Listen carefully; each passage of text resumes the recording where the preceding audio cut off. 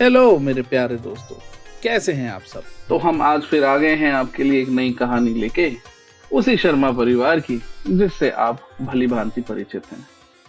ऐसा ही एक दिन है जब दोनों छोटे भाई बहन अमाया और वंश अपने दादा दादी के साथ बैठे हैं। सिम्बा भी उनके साथ है और वे उनसे बात कर रहे हैं। तो आइए देखते हैं कि ये आपस में क्या बात कर रहे हैं। दादा दादी, आपको पता है 26 जनवरी को मेरी छुट्टी है। इसका मतलब स्कूल नहीं जाना। ये अरे वाह, ये तो बहुत ही अच्छी बात है। पर अमाया, क्या आप जानते हो कि आखिर 26 जनवरी को ही आपकी छुट्टी क्यों है? दादू, वो तो मुझे नहीं पता, बट मैंने कुछ सुना था कि उस दिन गण गण गणतंत्र दिवस है। सही कहा। चलो, तो एक काम करते हैं, मैं आपको उस दिन का महत्व समझाता हूँ। क्या आप जानना चाहेंगे कि गणतंत्र दिवस आखिर होता क्या है और ये 26 जनवरी को ही क्यों मनाया जाता है? हाँ दादू, बिल्कुल। चलो बैठ के कहानी सुनाओ। ये समझने के लिए हमें 250 से 300 साल पहले जाना होगा, जब भारत एक आजाद देश था। उस समय की बात है। अंग्रेज व्यापार करने और दोस्ती करने की मंशा लेकर भारत आए। उस समय के हमारे लीडर्स यानी कि राजा महाराजाओं ने भी हाथ जोड़कर उनका स्वागत किया, लेकिन अंग्रेजों ने कपट और छल के सहारे उन्हें अपना गुलाम बना लिया। इसी तरह से 200 साल तक अंग्रेजों ने हमें अपना गुलाम बनाकर रखा, लेकिन उसके बाद हम भारतीयों ने डटकर उनका सामना किया और उनको आखिरकार भारत से निकाल कर ही दम लिया। इस तरह 15 अगस्त 1947 यानी 15 अगस्त 1947 को भारत आजाद हुआ। भारत की आजादी के बाद अंग्रेज तो भारत छोड़कर चले गए, लेकिन बहुत समय पहले से चलते आ रहे अंग्रेजों के कानून आज भी कायम थे, जिनको गवर्नमेंट ऑफ इंडिया एक्ट 1935 के नाम से जाना जाता था। हमारे लीडर्स ने यह फैसला किया कि भारत का अपना संविधान यानी कि कॉन्स्टिट्यूशन होना चाहिए, और इसी चीज की जिम्मेदारी सौंपी गई डॉक्टर भीमराव अंबेडकर जी को। उन्होंने कई सुधारों और बदलावों के बाद भारतीय संविधान को जन्म दिया, जिसको 26 जनवरी 1950 यानी कि 26 जनवरी 1950 में लागू किया गया। समझिए माया कि 26 जनवरी को ही आपकी छुट्टी क्यों होती है। अच्छा दादू, अब मुझे समझ आया कि उस दिन हमारी छुट्टी क्यों होती है। उस दिन हमारा संविधान यानी कॉन्स्टिट्यूशन बना था।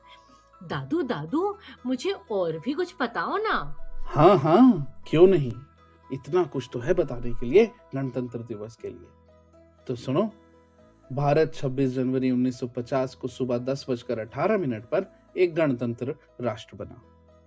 उसके ठीक 6 मिनट बाद 10:24 पर डॉक्टर राजेंद्र प्रसाद ने भारत के पहले राष्ट्रपति के रूप में शपथ ली। इस दिन पहली बार डॉक्टर राजेंद्र प्रसाद राष्ट्रपति के रूप में बग्गी पर बैठकर राष्ट्रपति भवन से बाहर निकले थे, जहां उन्होंने पहली बार सेना की सलामी ली थी और पहली बार उन्हें गार्ड ऑफ ऑनर दिया गया था। इस दिन हम भारतवासी तिरंगा फहराने, राष्ट्रगान करने के साथ साथ कई कार्यक्रमों का या तो आयोजन करते हैं या फिर उसका हिस्सा बनते हैं। तो अमाया, क्या आप अब मुझे बता सकते हो कि इंडिया के फर्स्ट प्रेसिडेंट का नाम क्या था? आ, आ, दादू दादू, डॉक्टर राजेंद्र प्रसाद। शाबाश, देखा ना, आपको एक नई इंफॉर्मेशन मिली है आज। एंड आई होप जब वंश बड़ा होगा तो आप उसको भी ये चीज समझाओगे। जरूर दादू, मैं वंश को और अपने सारे दोस्तों को कल स्कूल जाके बताऊंगी। रिपब्लिक डे यानी गणतंत्र दिवस की शुरुआत हर साल होती है राष्ट्रीय वीरता पुरस्कार पाने वाले बच्चों का नाम का ऐलान के साथ, और ये बच्चे हाथी की पीठ पर सवार होकर आते हैं। इस साल देश अपना 74वां गणतंत्र दिवस यानी कि 74th रिपब्लिक डे मनाएगा। इस खास मौके पर हर साल इंडिया गेट से लेकर राष्ट्रपति भवन तक राजपथ पर भव्य परेड भी होती है। इस परेड में भारतीय सेना, वायुसेना, नौसेना आदि के विभिन्न रेजिमेंट हिस्सा लेती हैं। बच्चों, आज हमने जो भी सीखा है, आज तो अब सो जाओ, लेकिन कल सुबह हम सारे मिलकर टीवी पर ये परेड और ये अलग अलग झांकियां जरूर देखेंगे। क्या बोलते हो? हाँ दादू, बहुत मजा आएगा। बच्चों, बहुत लेट हो गया है, अब सो जाओ और जैसा दादू ने बोला है कल सुबह सारे मिलके हम झांकियां देखेंगे। Okay mummy.